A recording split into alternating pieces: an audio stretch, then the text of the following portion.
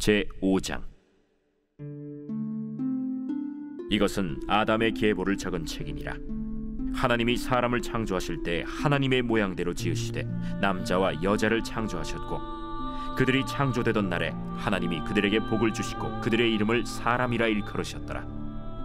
아담은 130세에 자기의 모양 곧 자기의 형상과 같은 아들을 낳아 이름을 셋이라 하였고, 아담은 셋을 낳은 후 800년을 지내며 자녀들을 낳았으며 그는 930세를 살고 죽었더라. 셋은 105세에 에노스를 낳았고, 에노스를 낳은 후 807년을 지내며 자녀들을 낳았으며 그는 912세를 살고 죽었더라. 에노스는 90세에 게난을 낳았고, 게난을 낳은 후 815년을 지내며 자녀들을 낳았으며 그는 905세를 살고 죽었더라. 게난은 70세에 마할랄레를 낳았고, 마할랄레를 낳은 후 840년을 지내며 자녀들을 낳았으며 그는 910세를 살고 죽었더라.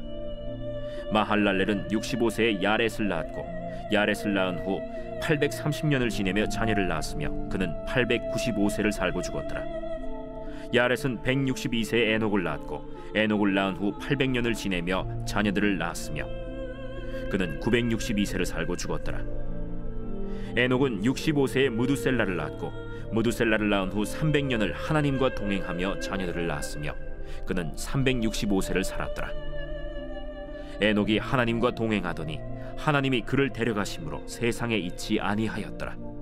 무두셀라는 187세에 라멕을 낳았고, 라멕을 낳은 후 782년을 지내며 자녀를 낳았으며 그는 969세를 살고 죽었더라. 라멕은 182세의 아들을 낳고 이름을 노아라 하여 이르되, 여호와께서 땅을 저주하심으로 수고롭게 일하는 우리를 이 아들이 안위하리라.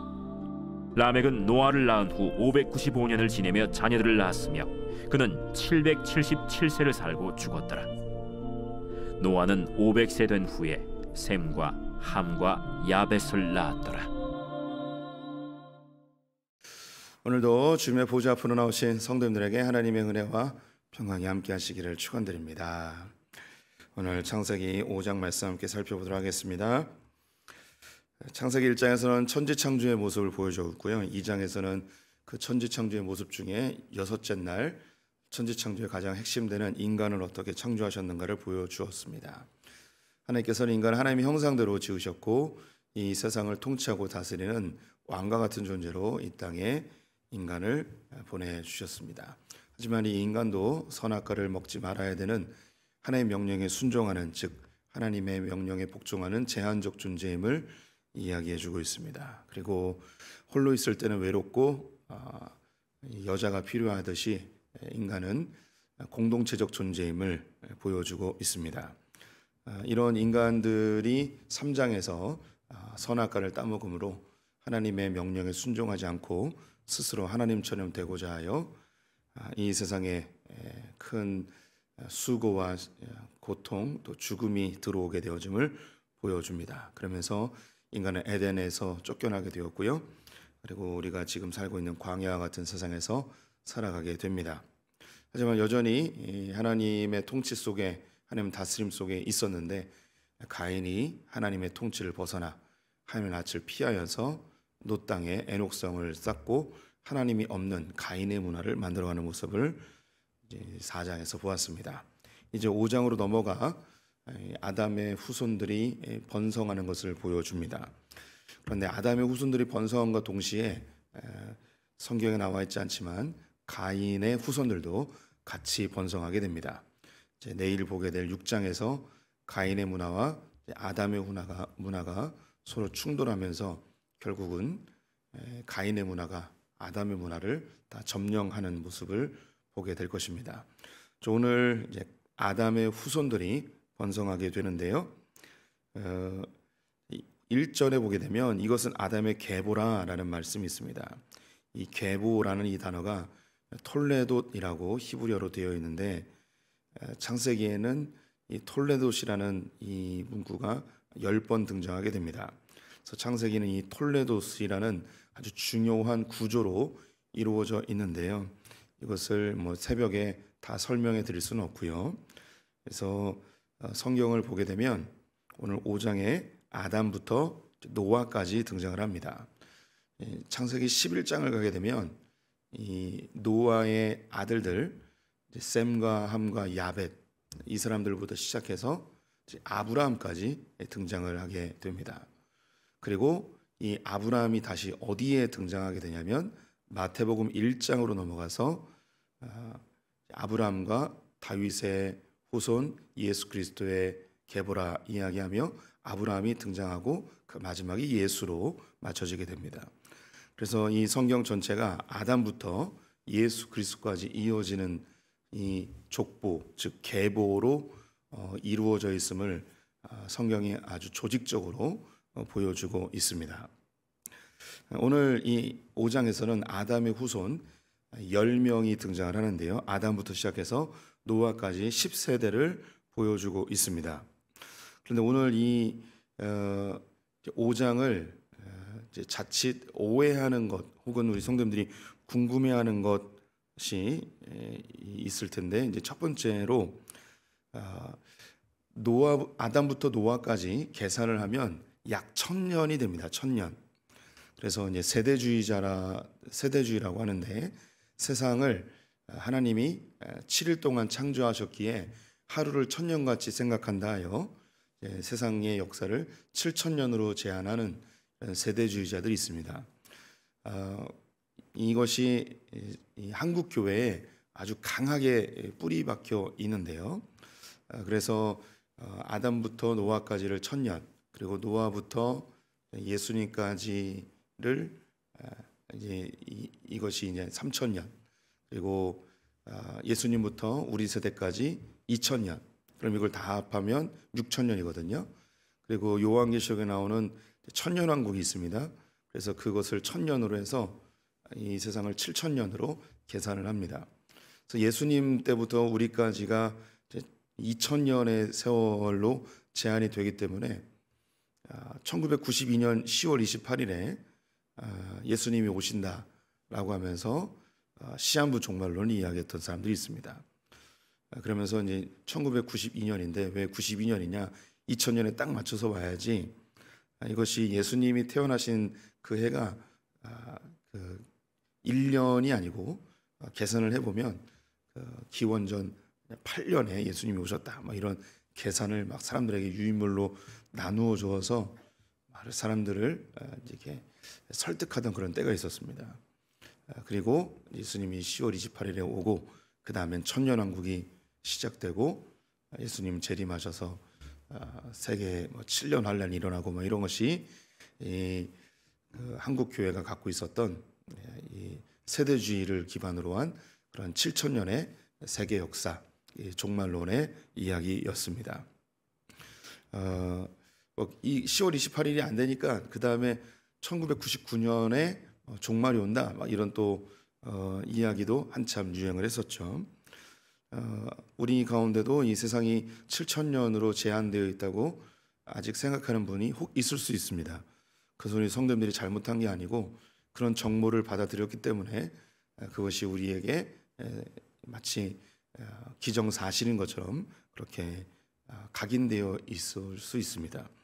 그런데 그것은 옳지 않습니다. 세상을 7000년으로 제한하는 것이 맞지 않습니다. 아담부터 노아까지 계산을 하면 1000년쯤 됩니다. 여기 1000년 맞지 않느냐라고 하실 텐데, 이것은 계산하는 방법이 틀렸기 때문입니다. 성경에 나와 있는 족보를 계산하는 방법이 위에서부터 아래로 계산하는 방법이 있고 밑에서부터 위로 계산하는 방법이 있습니다. 그런데 위에서부터 아래로 계산하면 1000년쯤이 맞습니다. 하지만 밑에서부터 계산하면 이 숫자를 정확하게 계수할 수가 없습니다. 32절에 힌트가 하나 제시되고 있는데요. 32절을 보시면 노아는 500세 된 후에 셈과 함과 야벳을 낳았더라. 우리 성도님들이 갖고 있는 성경에 된 후가 이 작은 글씨로 되어 있다면 그 성경책은 좋은 성경책이고요. 된 후가 작은 글씨가 아니라 똑같은 성경으로 되어 있으면 나쁜 성경책입니다.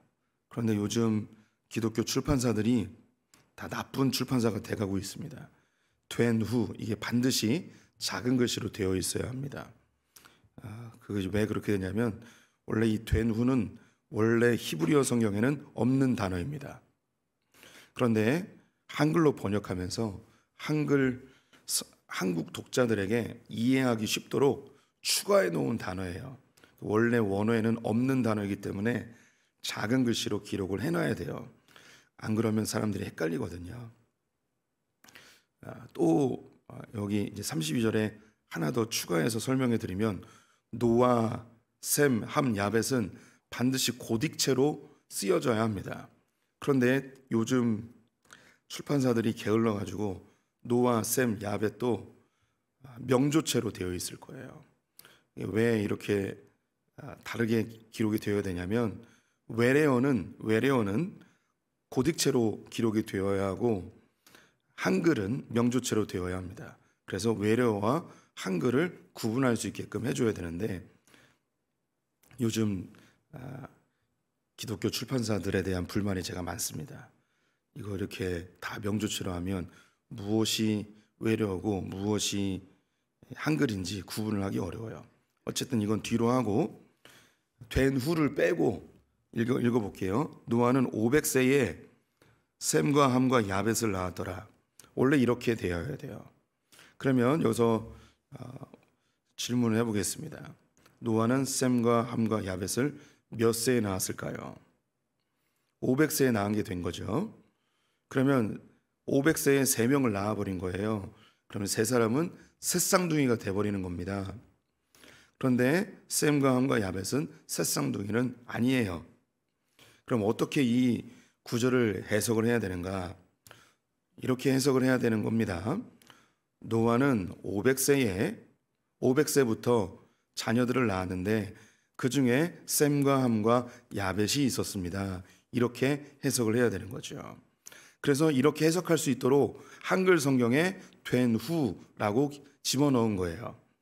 노아는 500세 된 후에 셈과 함과 야벳을 낳았더라. 이렇게 된 후를 집어넣으니까 그 이후에 순차적으로 자녀를 낳았구나라고 이해를 하게 되는 거죠.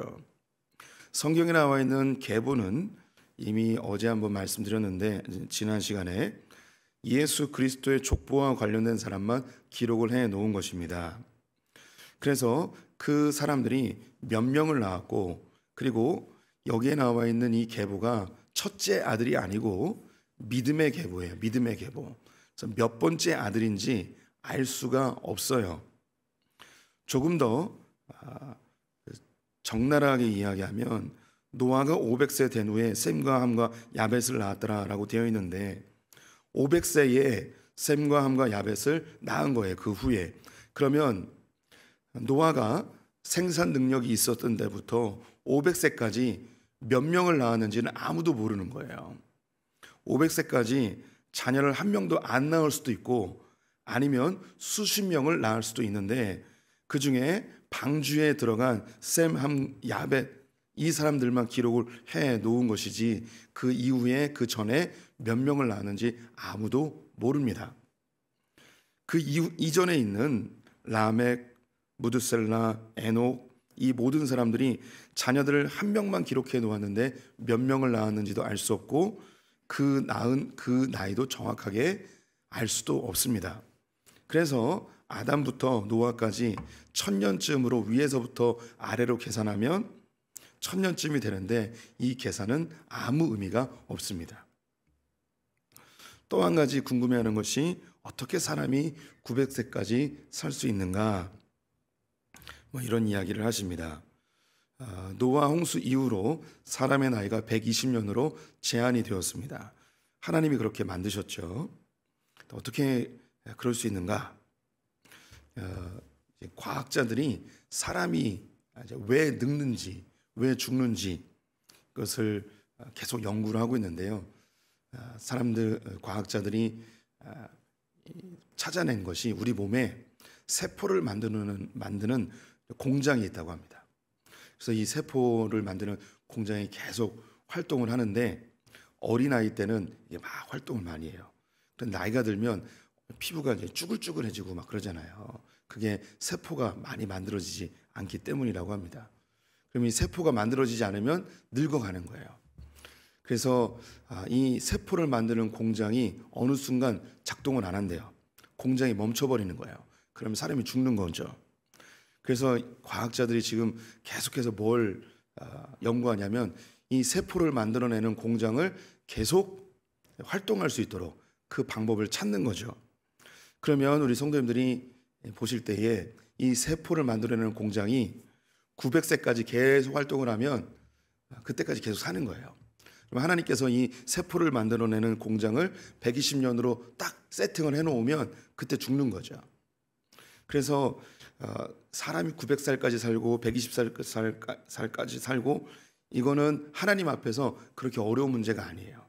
그 공장을 몇 년 동안 활동할 수 있을 것인지 그 세팅만 바꿔놓으면 사람의 나이가 그렇게 바뀌어질 수 있습니다. 또한 이 당시에는 궁창이라는 것이 있었는데 궁창이 아직 무너진 때가 아니에요. 노아의 홍수 때에 궁창이 무너져 내립니다. 그래서 지금의 자연환경과 이 노아 시대 이전까지의 자연환경은 완전히 다릅니다.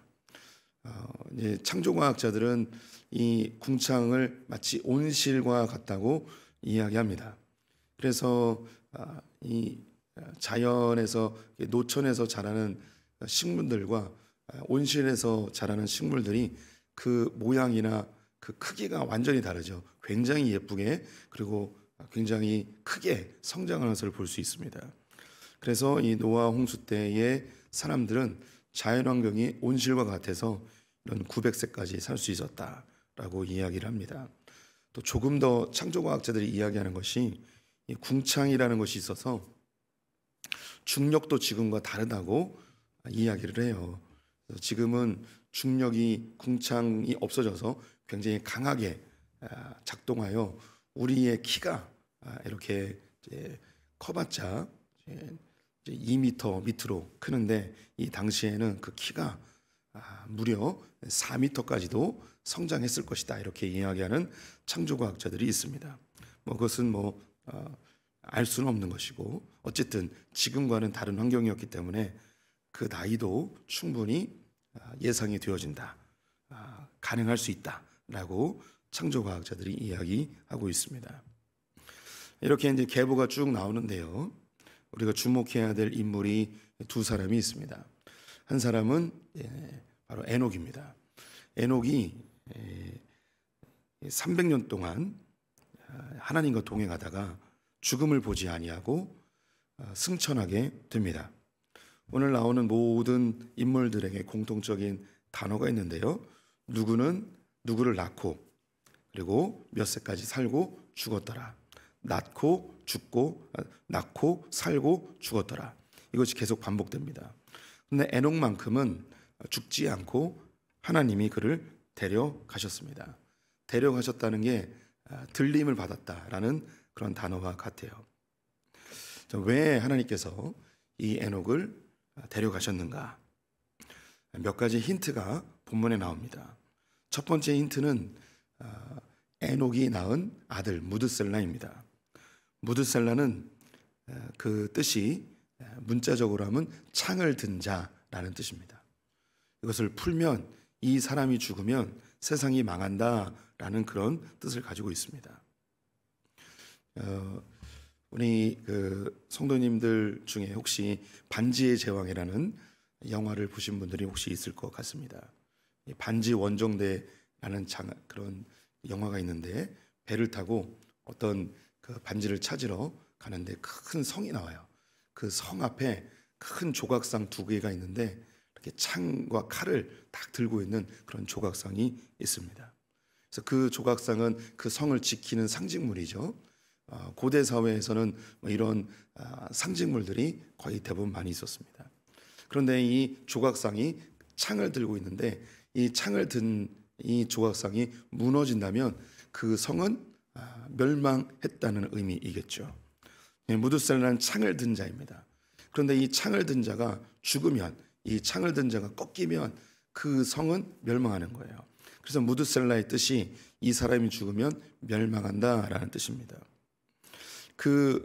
그래서 그러는지 이 무드셀라가 죽은 이후, 즉 노아의 홍수로 세상이 멸망하게 됩니다.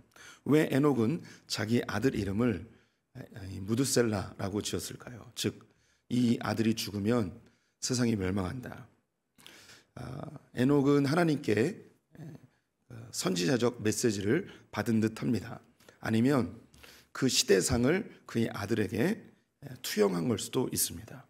이 아들이 죽을 때쯤 되면 세상이 멸망할 것 같은 그런 시대적 상황을 느낀 걸 수도 있고, 하나님께서 네 아들이 죽을 때쯤 되면 이 세상을 멸망시킬 것이다 라고 이야기하셨을 수도 있습니다. 이것이 라멕이라는 사람이 아들을 낳았는데 노아라고 이름을 지었습니다. 노아의 이름을 특별히 설명을 해주고 있는데요, 29절에 보시면 이름을 노아라 하여 이르되 여호와께서 땅을 저주하심으로 수고롭게 일을 하는 우리를 이 아들이 아니하리라 하였더라. 라멕이 노아를 낳았을 때에 이름을 노아라고 지었습니다. 노아의 뜻은 안위라는 뜻이고요, 다른 말로 안식과 위로라는 뜻입니다. 라멕이 노아를 낳았을 때 그 마음에 간절한 소망을 가졌습니다.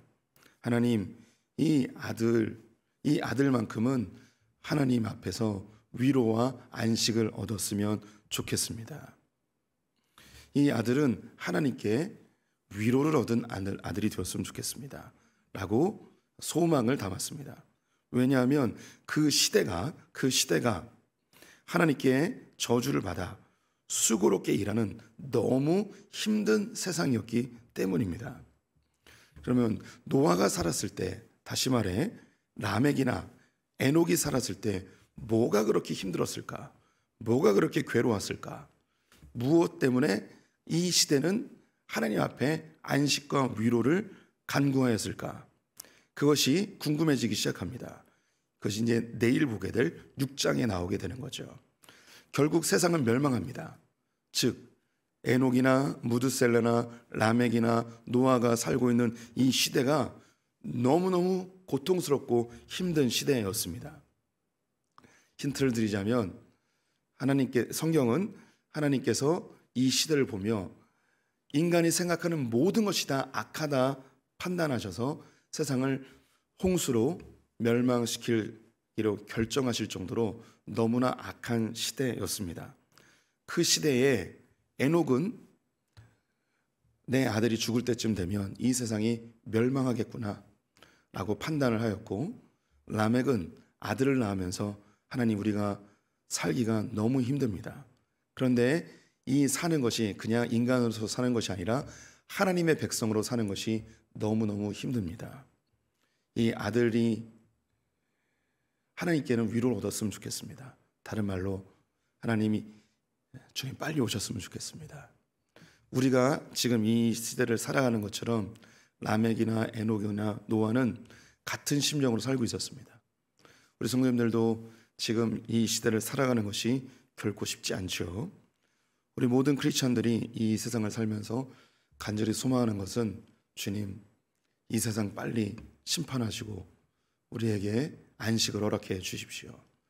아멘. 주 예수여, 어서 오십시오. 이 고백이 우리의 고백입니다. 그런데 에녹과 라멕과 노아의 이때에도 우리가 똑같은 고백을 하고 있는 거예요. 주님, 어서 오십시오. 그래서 우리에게 제발 이 힘든 세상에서 건져주셔서 빨리 우리에게 안식을 허락해 주십시오 라는 고백을 하고 있는 것이죠. 이때에 에녹이 하나님께 들림을 받게 됩니다. 성경에 들림받는 인물이 한 명 더 등장하죠. 엘리야입니다. 엘리야가 병거 타고 하늘로 올려짐을 당하게 되었는데, 그때가 언제냐면 북이스라엘이 가장 타락했을 때, 아합이 왕으로 이세벨과 함께 모든 선지자를 죽여버리고 온 국토에 바알과 아세라 선지자를 세우며 우상 숭배를 조장하였던 가장 타락했던 시대였습니다. 하나님께서 이 노아 시대 바로 직전에 에녹을 승천시키고 북이스라엘이 가장 타락했을 때 엘리야를 승천시켰습니다. 하나님께서 왜 이때에 승천을 시키셨을까요? 에녹은 365세 이후 300년 동안 하나님과 동행을 300년 동안 동행하여 365세에 승천을 받았습니다. 이 당시라면 너무 젊은 나이인 거예요. 900세까지 하면 우리나라로 우리 시대로 하면 한 30대 중반에 승천을 해버렸습니다. 엘리야도 그의 나이가 정확하게 기록되어 있지 않지만 매우 젊은 나이에 승천한 것으로 보여집니다. 너무 젊은 나이에 주님과 동행하던 하나님 앞에 열심히 사용받던 자가 갑자기 승천을 하게 되었습니다. 너무 안타깝고 너무 고통스러운 죽음일 수 있죠. 그런데 왜 이렇게 젊은 나이에 하나님께서 데려가지고 죽음을 보지 않고 승천케 하셨는가? 그 당시 사람들에게는 이것이 엄청난 큰 메시지였습니다. 하나님과 동행하던 사람이 하나님이 데려가 버리셨습니다. 누군가 너무 빨리 죽으면 그것이 사람들에게 메시지가 됩니다. 하나님께서 왜 이렇게 빨리 데려가셨을까? 그래서 그의 삶을 우리의 삶에 투영하며 그것을 하나님의 메시지로 받아들이죠. 에녹은 300년 동안 주님과 동행합니다. 그리고 그가 하나님께서 데려가는 인물이 되었습니다. 그 당시에 살았던 사람들에게 이 에녹의 삶이 고스란히 메시지가 됩니다. 우리도 에녹처럼 주님과 동행해야 되겠구나. 그래서 그의 손자였던 라멕 그리고 증손자였던 노아가 하나님과 동행하는 사람이 되죠. 6장에 가면 노아가 평가를 받는데 그는 의로운 자였고 하나님과 동행하던 자였더라 라고 되어 있습니다. 그의 할아버지의 믿음을 그대로 본받아 나도 주님과 동행해야겠구나. 그 죽음이 강력한 메시지가 되죠. 엘리야가 병거 타고 하나님께 들림을 받게 되었습니다. 그것을 보고 있었던 엘리사 역시 나도 이 엘리야처럼 이 죽어가는 멸망하고 있는 이 북이스라엘에 외면하지 아니하고 내가 뒤로 물러나지 아니하고 이 엘리야처럼 나의 죽음을 무릅쓰고 이 땅을 되살리기 위하여 이 땅에 하나님의 메신저로 올바르게 살아야겠구나 라는 다짐의 기회가 되는 것이죠. 이렇게 젊은 나이에 갑자기 죽은 한 인물이 더 있죠. 그분이 예수 그리스도이십니다. 그분은 33살에 죄 없이 십자가에 달려 죽으셨습니다. 그의 제자들은 꿈꿨던 게 뭐냐면 이 예수님이 이스라엘의 왕이 되어 자손 만대까지 떵떵거리며 부유한 삶을 꿈꿨을 것입니다. 그런데 갑자기 십자가에 달려 죽으셨습니다.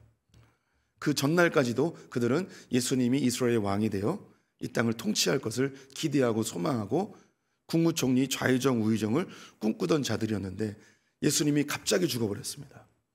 이 죽음은 그들에게 엄청난 큰 충격이었죠. 하지만 예수님은 죽지 않고 부활하여 승천하였습니다. 이 예수 그리스도의 죽음이 제자들에게 메시지가 되었고 지금 우리들에게도 메시지가 되고 있습니다. 우리는 이 세상에서 단지 잘 먹고 잘 살기 위하여 예수를 믿는 것이 아니고 예수님의 죽음과 부활 그리고 승천 다시 오심을 우리에게 강력한 메시지를 주셨기에 그것이 우리의 삶의 원동력이 되고 이것이 우리를 이끌어가는 힘이 여전히 되고 있습니다.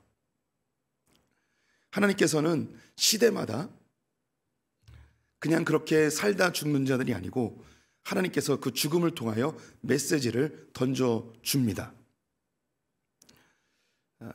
오늘날 전 세계의 복음주의 진영에서 가장 큰 어르신이라고 한다면 팀 켈러라는 분이 계십니다. 이분이 지난 19일에 췌장암으로 돌아가셨습니다. 나이가 77세이지만 오늘날로 하면 그래도 조금 이른 나이이십니다. 모르시는 분들도 많이 계실 텐데 그분의 죽음이 많은 복음주의 목회자들에게 큰 아픔과 눈물을 자아내고 있습니다. 이제 그분이 왜 이렇게 빨리 죽었는가? 그분의 죽음이 큰 슬픔이지만 많은 목회자들에게 강력한 메시지가 되어오고 있습니다. 그는 평생 복음을 위하여 그리고 도시를 위하여 그리고 이 복음주의 진영의 새로운 회복을 위하여 삶 전체를 들이신 분입니다.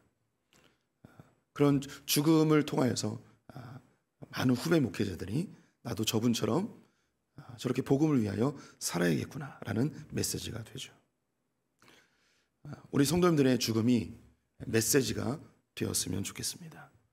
그냥 그렇게 살다가 나이 들어 죽는 자들이 아니라 에녹처럼 주님과 동행하며 하나님의 영광을 위해 사는 죽음. 우리 가운데에서 어떤 죽음으로 메시지를 전해주고 싶으시겠습니까? 우리 성도님들이 많은 사람이 아니어도 적어도 우리 자녀들에게 어떤 메시지를 던지며 생을 마감하고 싶으시겠습니까? 요즘 이렇게 새벽에 설교가 길어지는지 모르겠습니다. 양해해 주십시오. 이 성경책은 저희 할머니가 사용하던 성경책입니다. 새벽마다 이걸 가지고 옵니다. 주일날 쓰는 성경이 다르고 새벽에 사용하는 성경이 다릅니다. 여기에는 저희 할머니 머리카락이 있고요. 여기 할머니가 쓰신 메모장도 있고 할머니가 삐뚤빼뚤 쓰신 그런 성경에 기록한 구절들도 있습니다. 저희 할머니는 주일날 예배를 드리고 집에 돌아오셔서 쓰러지셨어요. 그리고 2주 동안 병원에 계시다가 하나님의 부르심을 받았습니다. 다시 말해 쓰러지기 바로 직전까지 교회를 가셨던 분이에요. 할머니는 50세에 허리가 이미 굽으셔서 지팡이를 짚고 다니셨습니다. 그리고 고생을 많이 하셔서 관절이 다 상하셔서 잘 걷지를 못하시고 돌아가시기 몇 년 전까지는 교회를 거의 기어서 가셨습니다. 할머님이 무릎에 힘이 없으니까 우리 성도님들 상상이 안 가실 텐데 정말 손으로 네 발로 기어서 교회를 가셨어요. 그래도 매일매일 새벽 기도를 가졌습니다. 하루도 빠지지 않고.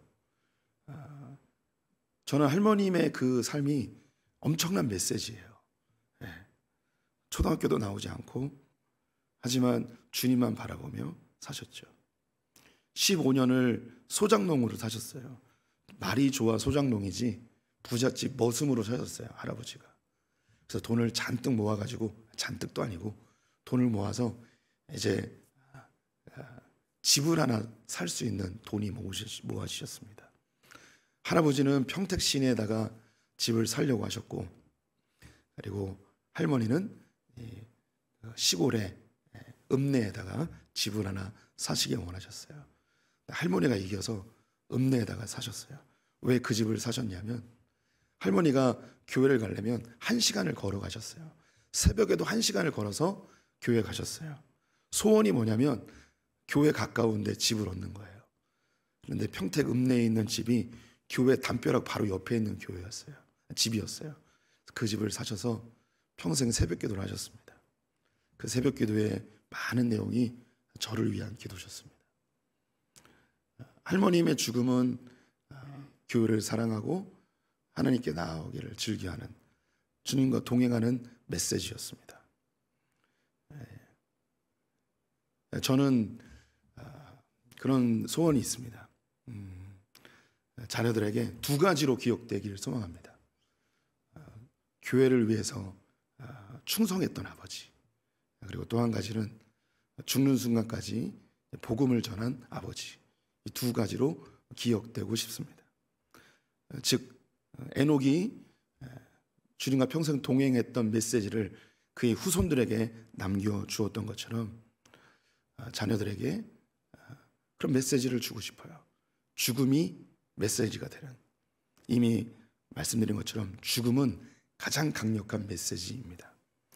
우리 성도님들의 죽음이 어떤 메시지가 되길 원하십니까? 메시지를 남기는 죽음 되었으면 좋겠습니다. 그냥 성경에 나오는 것처럼 누구를 낳고 그냥 살다가 죽었더라. 그렇게 믿음의 계대를 이어가는 것도 수정합니다. 6장에 가면 사람들이 먹고 마시고 시집가고 장가가는 거, 이거를 위해서 살다가 죽어요. 그런데 단지 우리 크리스찬들은 그렇게 죽지 않았으면 좋겠습니다. 먹든지 마시든지 무엇을 하든지 주의 영광을 위해 살다가 죽는 그런 메시지가 있는 죽음이 되었으면 좋겠습니다. 기도하겠습니다. 하나님의 엔옥이 주님과 동행하는 메시지를 남기고 생을 마감하였습니다.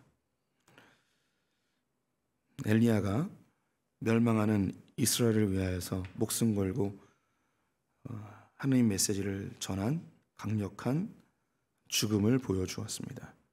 예수님께서는 부활의 메시지를 우리에게 주셨고 영생의 메시지를 우리에게 주셨습니다.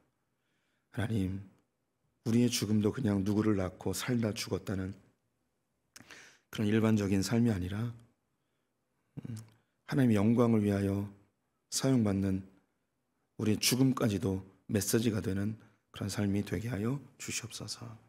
하나님, 큰 울림이 아니어도 많은 사람에게 영향을 주지 아니하여도 나의 자녀들에게, 내 가족들에게, 우리 소풍의 공동체에게 메시지를 남기는 그런 죽음을 우리가 살게 하여 주시옵소서. 오늘 하루를 주님께 의탁드리며 예수님의 이름으로 기도드렸습니다. 아멘.